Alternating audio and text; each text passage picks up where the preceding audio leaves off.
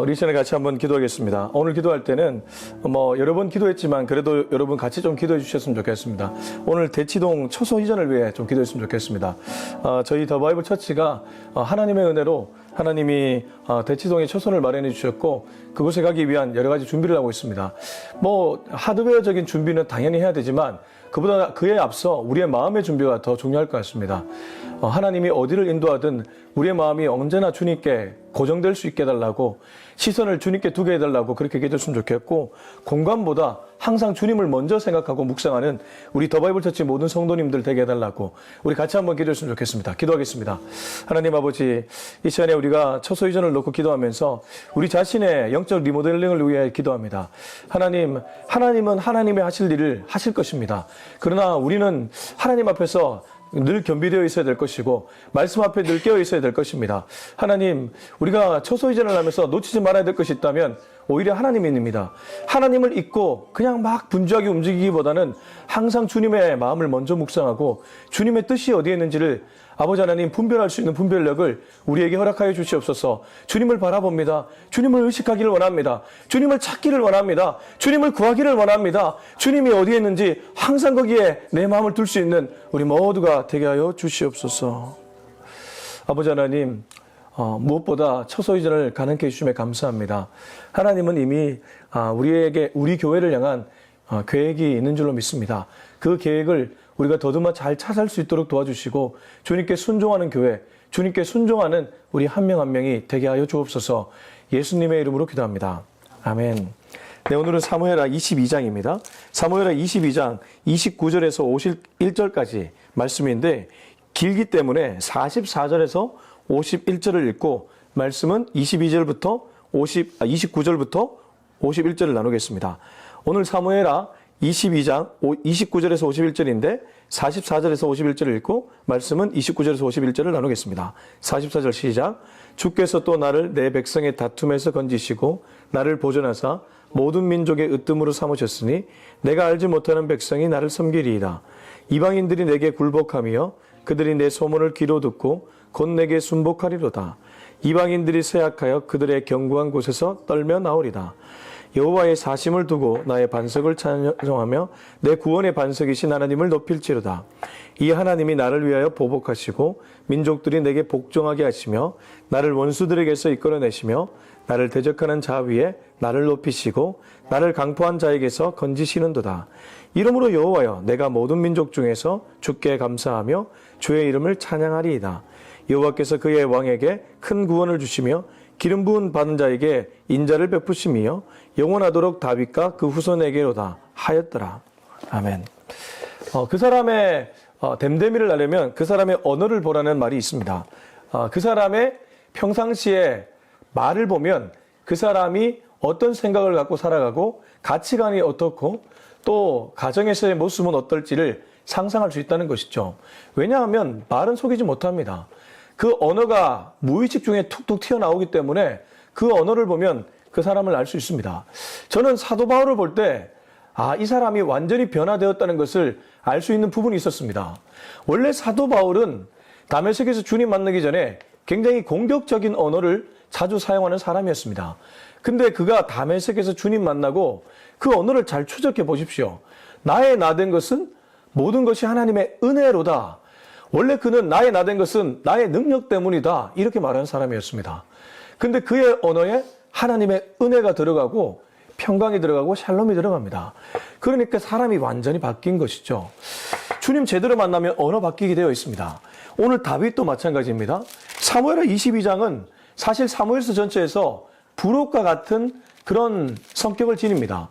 부록이란 말은 앞의 내용과 이어지는 것이 아니고 오히려 떼어내서 어떠한 에필로그 같은, 프롤로그 같은 그런 성격을 가진다는 것이죠. 다윗의 승전가라고 알려져 있고 22장의 위에 보면 그리고 비슷한 시가 시편 18편입니다. 그러니까 사무엘하 22장과 시편 18편은 쌍으로 이렇게 볼 수 있다는 겁니다. 근데 이 내용이 무엇입니까? 사울과 또 자기를 추적해왔던 원수들의 손에서 건져주신 하나님에 대한 찬양입니다. 그러니까 그 상황은 앞의 내용과 이어지는 것이 아니고 오히려 그 이전에 사울과 자기를 애워쌌던 원수들이 자기를 공격해 올 때 하나님이 어떻게 자기를 건져내셨는지에 대한 그러한 상황에 대한 또 감사, 찬양이라는 것이죠. 자, 말씀 보겠습니다. 29절부터 32절입니다. 시작. 여호와여, 주는 나의 등불이시니 여호와께서 나의 어둠을 밝히시리이다. 내가 주를 의뢰하고 적진으로 달리며 내 하나님을 의지하고 성벽을 뛰어넘나이다.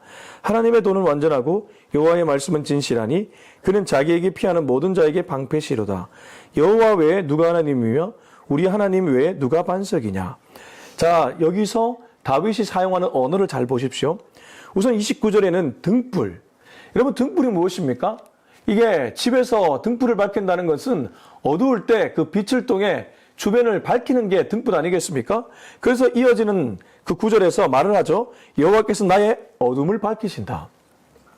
우선 다윗에게 하나님은 어둠을 밝히시는 분입니다.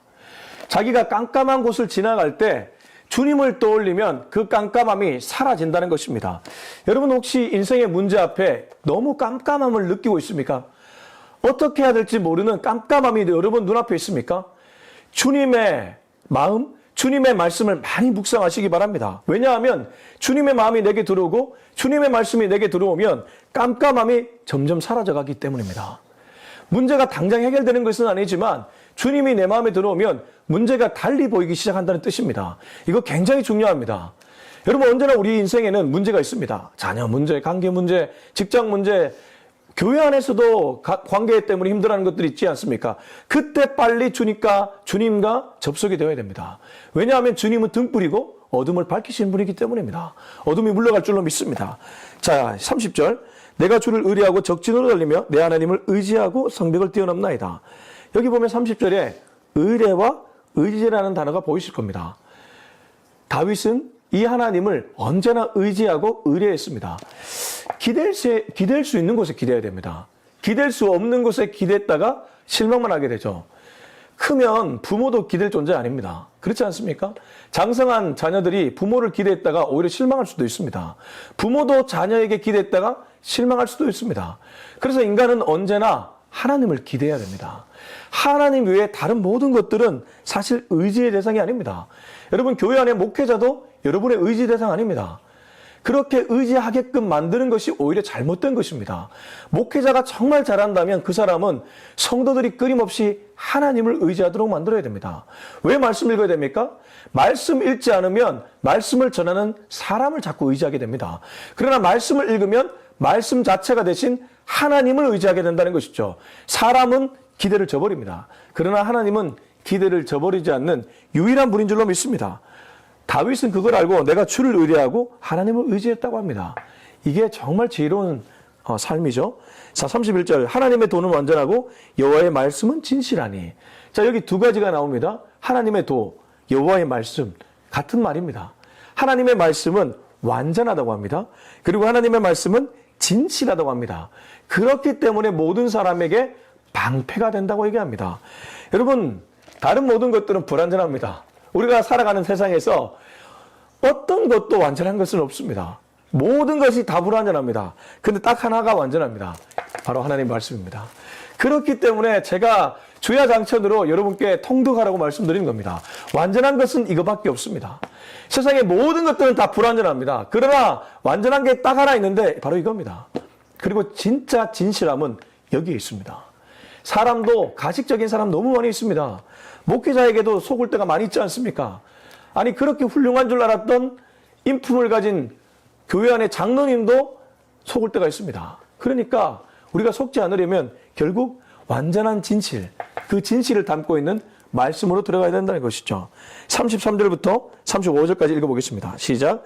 하나님은 나의 견고한 요새치며 나를 안전한 곳으로 인도하시며 나의 발로 암사슴 발 같게 하시며 나를 나의 높은 곳에 세우시며 내 손을 가르쳐 싸우게 하시니 내 팔이 놋 활을 당기도다. 자, 33절을 보면 하나님이 그를 어떻게 인도하시는지를 알려주는데 견고한 요새, 이게 피난처를 얘기하는데 그만큼 견고하다고 표현하고 나를 안전한 곳으로 인도했다고 합니다. 그런데 여러분, 여기서 우리가 한 가지를 떠올려야 됩니다. 다윗이 처한 상황은 사실은 안전한 상황 아니었습니다. 예를 들면 아둘람 굴에 도망쳤잖아요. 여러분, 아둘람 굴이 진짜 안전한 처소입니까? 언제든지 적이 들어올 수 있는 곳입니다. 근데 다윗이 왜 이렇게 고백하고 있는지를 우리가 알 수 있어야 됩니다. 다윗이 현실을 봤을 때는 사실 불안함이 보입니다. 우리하고 똑같습니다. 우리도 살아가면서 하나님을 믿지만 여전히 내면의 불안함을 떨쳐버릴 수 없을 때가 많이 있잖아요. 현실을 보면 불안함이 내 마음에 찾아올 때가 많이 있잖아요. 그러면 이 도대체 무슨 말인가? 하나님은 나의 견고한 요새며 나를 안전한 곳으로 인도하는 것은 무엇인가? 하나님이 안전한 곳이라는 뜻입니다. 하나님이 안전한 요새라는 뜻입니다. 상황이 안전한 요새, 상황이 안전한 곳이 아니고 하나님이 안전한 곳, 하나님이 안전한 요새라는 것입니다. 그러니까 비록 현실은 여전히 불안함이 보이지만 현실의 불안함 속에서도 하나님을 많이 묵상하니까 불안함이 불안으로 느껴지지 않고 안전하게 느껴진다는 겁니다. 하나님이 다윗을 붙잡았다는 뜻입니다. 다윗은 하나님께 붙잡혀 있었기 때문에 비록 불안한 현실이지만 불안을 느끼지 않고 오히려 안전함을 누릴 수 있었던 것입니다. 저와 여러분도 그러한 영적 은혜를 누릴 수 있기를 주의 이름으로 축원합니다. 이 하나님을 많이 묵상하니까 다윗이 뭐라고 얘기합니까? 나의 발로 암사슴 발 같게 하며, 암사슴 발이니까 얼마나 아름답겠습니까? 나를 나의 높은 곳에 세우시며, 히브리 평행법이라고 시편에서 자주 사용되는 건데 A와 B를 같이 놓아서 사실 같은 의미를 다르게 표현하면서 강조하는 기법입니다. 결국 오늘 말씀을 가만히 보시면 A와 B가 계속해서 나오는데 다 사실 비슷한 의미죠. 이 34절도 마찬가지입니다. 암사슴 발, 아름다운 모습이고 나를 높은 곳. 결국 하나님은 마치 욥의 고백처럼 나를 단련하여 순금이 되어 나가리라. 다윗을 단련해서 순금으로 만들어준다는 뜻입니다. 여러분 혹시 지금 참 힘든 시기를 보내고 계십니까? 육체의 질병이나 마음의 질병이나 여러 가지 문제 때문에 힘든 시간을 보내고 있습니까? 영적인 눈을 떠서 하나님의 나를 다듬어가는 시간으로 보신다면 오히려 그 시간 이후에 내가 어떻게 변화될지를 좀 기대하시면서 오히려 인내하며 잘 기다리셨으면 좋겠습니다. 다윗은 그러한 신앙을 가졌습니다. 그래서 오늘 나의 발로 암사슴발 같게 하시며, 지금 다윗의 발이 암사슴 발입니까? 울퉁불퉁합니다. 오히려 전쟁 치르면서 피가 철철 흐른지도 모릅니다. 그러나 다윗의 눈은 어디에 가 있습니까? 하나님께 가 있습니다. 하나님께 가 있으니까 비록 나의 발이 피가 철철 나지만 주님은 나의 발을 암사슴발 같게 만들어 줄 것이다. 뿐만 아니라 나를 높은 곳에 세워줄 것이다. 얼마나 멋진 신앙입니까? 그리고 35절 내 손을 가르쳐 싸우게 하시니 내 팔이 놋 활을 당기도다. 싸우는 능력까지 하나님이 알려주신다. 자, 36절부터 39절입니다. 시작. 주께서 또 주의 구원의 방패를 내게 주시며 주의 온유함이 나를 크게 하셨나이다. 내 걸음을 넓게 하셨고 내 발이 미끄러지지 아니하게 하셨나이다. 내가 내 원수를 뒤쫓아 멸하여 싸우며 그들을 무찌르기 전에는 돌이키지 아니한나이다. 내가 그들을 무찔러 전멸시켰더니 그들이 내 발 아래 엎드려지고 능히 일어나지 못하였나이다. 이제 주님이 본격적으로 다윗을 통해 일하시기 시작합니다. 여러분 한 가지 알 것은 하나님은 언제나 사람을 통해 일하십니다. 하나님이 그냥 하나님 뭐 하고 계십니까? 그게 아니라 하나님은 기도하면 사람들을 통해 환경을 통해 일하신다는 거죠. 그렇게 하나님께 부르짖었던 다윗, 정작 하나님은 다윗을 통해 일하기 시작합니다. 여기 37절 보십시오. 내 걸음을 넓게 하셨다. 이건 자유의 길로 인도했다는 뜻입니다. 모든 속박에서 다윗을 자유의 길로 인도하십니다. 그리고 36절 우리가 말씀 나누지 않았지만 구원의 방패라는 것은 보호해주기 시작했다는 뜻입니다. 보호해주고 그를 자유의 길로 인도하신 하나님은 드디어 다윗을 통해 원수를 멸하십니다. 38, 39 내가 내 원수를 뒤쫓아 멸하여 싸우며 그들을 무찌르기 전에는 돌이키지 아니했나이다. 내가 그들을 무찔러 전멸시켰더니 그들이 내 발 아래 엎드려지고 능히 일어나지 못하였나이다. 뭐이십니까? 다윗을 통해 원수를 무찌르는 하나님을 볼 수 있어야 됩니다. 달리 말해 나를 통해 원수를 무찌르는 하나님을 볼 수 있어야 됩니다. 하나님은 결국 우리 한 명 한 명을 통해 이렇게 일하신다는 것이죠. 다윗은 부르짖고 아무것도 안 하는 것이 아니라 하나님이 나를 통해 일하신다는 것을 깨닫고 하나님께 순종하며 나갔습니다. 자, 40절부터 43절입니다. 시작. 이는 주께서 내게 전쟁하게 하려고 능력으로 내게 띠띠우사 일어나 나를 치는 자를 내게 굴복하게 하셨사오며 주께서 또 내 원수들이 등을 내게로 향하게 하시고 내게 나를 미워하는 자를 끊어버리게 하셨음이니이다. 그들이 도움을 구해도 구원할 자가 없었고 여호와께 부르짖어도 대답하지 아니하셨나이다. 내가 그들을 땅에 티끌같이 부스러뜨리고 거리에 진액같이 밟아 해쳤나이다. 자, 여기 40절에 더 분명해지죠. 이는 주께서 내게 전쟁하게 하려고 능력으로 내게 띠띠우사. 보십시오. 다윗을 통해 일하시죠. 근데 그냥 일하는 게 아니고 다윗에게 당신의 능력을 주십니다. 여러분, 그래서 두려워할 거 없습니다.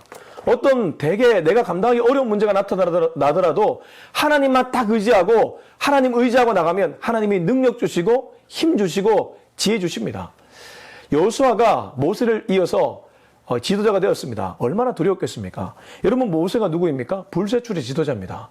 출애굽하면서 엄청난 기적을 보였던 사람입니다. 물론 그가 일으킨 기적은 아니고 하나님이 그를 통해 보여준 기적이지만 이스라엘 백성들 입장에서는 모세를 보며 야, 저 사람 대단하다. 우리로 치면 뭐 옛날에 그 유명했던 목사님들 있잖아요. 뭐 온누리교회 하영조 목사님, 사랑의 옥하는 목사님. 그런 분 뒤이어 누군가가 후임이 되었습니다. 얼마나 두렵고 떨리겠습니까? 근데 두렵고 떨 필요 없다는 거예요. 왜냐하면 여호수아가 그렇게 두렵고 떨 때 주님이 그에게 찾아가서 얘기합니다. 내가 너와 함께 할 것이다. 두려워하지 말라. 담대하라. 여러분, 똑같습니다. 지금 여기 보면 너무 큰 문제 앞에 서 있는 다윗, 골리앗 같은 장수가 눈앞에 있지만 그가 오히려 전쟁에 감히 나갈 수 있는 이유가 무엇입니까? 하나님이 그에게 능력을 주셨기 때문입니다. 지금도 이 원리는 동일합니다. 딱 하나가 필요합니다. 여호와를 의지해야 됩니다. 내 힘을 의지하는 것이 아니고 여호와를 의지해야 됩니다. 내 능력을 의지하는 것이 아니고 여호와를 의지해야 될 줄로 믿습니다. 이 믿음만 있으면 주님은 지금도 우리를 통해 일하신다는 거죠. 자, 이렇게 능력으로 내게 띠띠우사 일어나 나를 치는 자를 내게 굴복하게 하셨다. 주께서 또 내 원수들이 등을 내게로 향하게 하시고 내게 나를 미워하는 자를 끊어버리게 하셨다. 등을 내게 돌렸다는 것은 도망간다는 것이죠. 그리고 나를 미워하는 자를 끊어버렸다는 것은 그들이 떨어져 나갔다는 거죠. 하나님을 구했더니 하나님이 모든 것을 다 해주고 계십니다. 저는 그래서 이 시편을 읽을 때마다 이 하나님의 위대함이 대단하구나. 42절, 그들이 도움을 구해도 구원할 자가 없다. 여기 그들은 원수들이겠죠. 아무리 그들이 도움을 구해도 구원할 자가 없죠.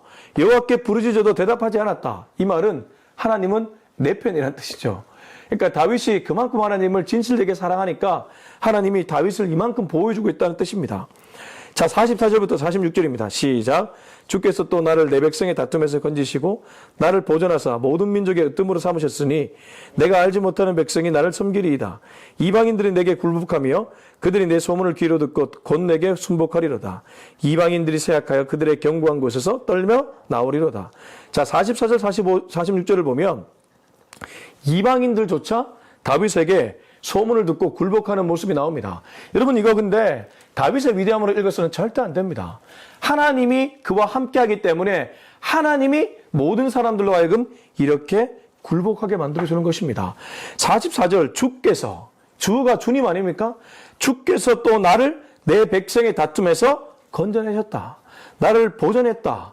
모든 민족의 으뜸으로 삼으셨다. 다윗의 다윗됨은 주님께 있습니다. 다윗이 이방 국가들에게 절을 받고 굴복을 받은 것은 절대 그의 통치력이 아닙니다. 하나님의 능력인 줄로 믿습니다. 그러므로 우리가 자랑할 것은 오직 그리스도의 십자가, 하나님의 능력밖에 없음을 오늘도 우리는 고백해야 될 줄로 믿습니다. 여러분 아무리 지혜가 있어도 여러분의 지혜 아닙니다. 하나님의 지혜입니다. 이 고백을 언제나 놓치지 않는 저와 여러분이 되었으면 좋겠습니다. 저도 마찬가지입니다. 교회가 만약 하나님의 은혜로 부흥하고 성장했다. 그거 제가 한 것 아무것도 없습니다. 오직 하나님이 하실 일입니다. 하나님이 하시는 일을 우리는 옆에서 목격하는 것이죠. 다윗도 마찬가지였습니다. 자기 인생에 찾아오신 하나님, 자기 인생을 통해 그런 놀라운 일을 행하시는 하나님, 그 하나님을 경험했기 때문에 이 고백 드리고 있습니다. 자, 47절에서 51절 읽고 마무리하겠습니다. 시작. 여호와의 사심을 두고 나의 반성을 찬양하며 내 구원의 반석이신 하나님을 높일지로다. 이 하나님이 나를 위하여 보복하시고 민족들이 내게 복종하게 하시며 나를 원수들에게서 이끌어내시며 나를 대적하는 자 위에 나를 높이시고 나를 강포하는 자에게서 건지시는도다. 이름으로 여호와여, 내가 모든 민족 중에서 주께 감사하며 주의 이름을 찬양하리이다. 여호와께서 그의 왕에게 큰 구원을 주시며 기름 부음 받은 자에게 인자를 베푸심이며 영원하도록 다윗과 그 후손에게로다 하였더라. 자, 그래서 47절부터 51절은 오늘 이 시편 18편과 동일한 사무엘하 22장을 정리합니다. 정리하면서 나오는 그의 얘기는 결국 찬양입니다. 그렇지 않습니까? 나를 통해 이렇게 엄청난 일을 행하셨으니 하나님께 얼마나 감사하겠습니까? 47절 여호와의 사심을 두고 나의 반석을 찬송한다. 주님을 찬양한다는 거죠. 내 구원의 반석이신 하나님을 높일지로다. 이게 다윗의 신앙입니다. 이게 다윗의 언어이고 다윗이 변화되었다는 증거입니다. 다윗의 입술에서 내가 아닌 하나님을 찬양하고 하나님을 높이고 있습니다. 여러분, 교회에서 찬양하는 것이 무엇입니까? 내 감정에 은혜 받기 위해 찬양합니까? 잘못된 길입니다. 왜 찬양합니까? 하나님의 이름을 높이기 위해 찬양하는 일인 줄로 믿습니다. 왜 찬양합니까? 교회의 주님이기 때문에, 교회의 머리됨이 언제나 주님께 있기 때문에 찬양하는 것입니다. 이 원리를 잊지 않으셨으면 좋겠습니다. 이걸 잊으면 자꾸 내가 주인이 되려고 합니다. 내가 주인이 되면 내 감정에 은혜 받는 찬양은 좋은 찬양, 내 감정에 은혜 받지 못하는 찬양은 좋지 않은 찬양이 될 수 있습니다. 모든 찬양의 가사가 하나님을 높이고 있다면 그 찬양은 다 좋은 찬양입니다. 옛날 어르신들이 찬송가만 고집하는 경향이 있는데, 물론 찬송가 좋습니다. 저도 찬송가를 굉장히 좋아합니다. 그러나 복음성가 중에도 우리가 충분히 하나님을 높이는 가사가 있다면 함께 불러야 되는 줄로 믿습니다. 아무튼 다윗은 늘 하나님을 찬양하는 것을 놓치지 않았습니다. 왜냐하면 하나님이 그의 인생의 주인이었기 때문입니다. 자, 이 하나님이 나를 위하여 보복하시고 민족들이 내게 복종하게 하시며 나를 원수들에게서 이끌어내시며 나를 대적하는 자 위에 나를 높이시고 나를 강포하는 자에게서 건지시는도다. 보십시오. 자기 관계 아무것도 없지 않습니까? 다 하나님이 하셨다고 고백하고 있지 않습니까?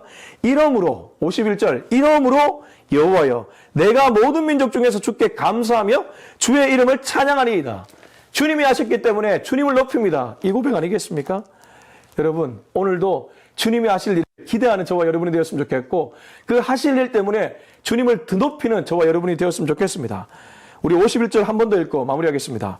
여호와께서 그의 왕에게 큰 구원을 주시며 기름 부음 받은 자에게 인자를 베푸심이며 영원하도록 다윗과 그 후손에게로다 하였더라. 다윗만이 아니라 그 후손에게까지 그 은혜가 이어졌으면 좋겠다고 얘기하며 마무리하고 있습니다. 여러분, 그래서 오늘 마지막 마무리하면서 우리의 이 올곧은 신앙을 우리 후손들에게도 잘 물려줄 수 있었으면 좋겠습니다. 그러려면 우리가 믿는 믿음이 참되어야 될 것입니다.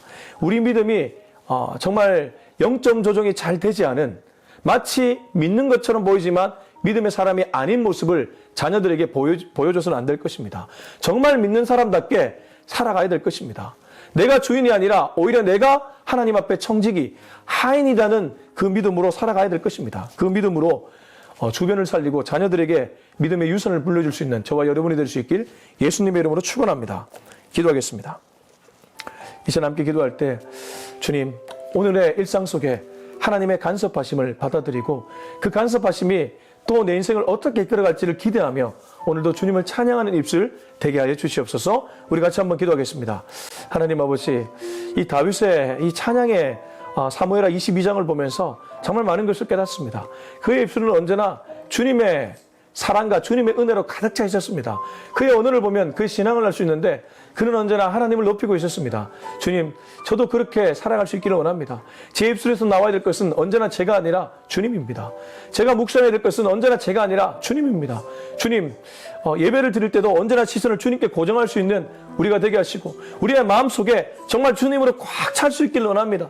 주님 없이 어떤 것도 하지 않는 내가 되게 하여 주시옵소서. 주님을 너무 사랑해서 그 사랑함의 크기 때문에 교회를 위해 일하고 아버지 하나님 성도들 섬기는 제가 되게 하여 주시옵소서. 언제나 주님이 1순위, 아니 최우선순위가 되게 하여 주시옵소서. 이제는 우리 주 예수 그리스도의 은혜와 하나님의 사랑과 성령의 기름 부으심이 언제나 주님을 나의 인생 최우선순위로 삼고 주님만 높이며 살아가기로 다짐하는 우리 모두의 머리 위에 지금부터 영원토록 함께 하기를 간절히 축원하옵나이다. 아멘.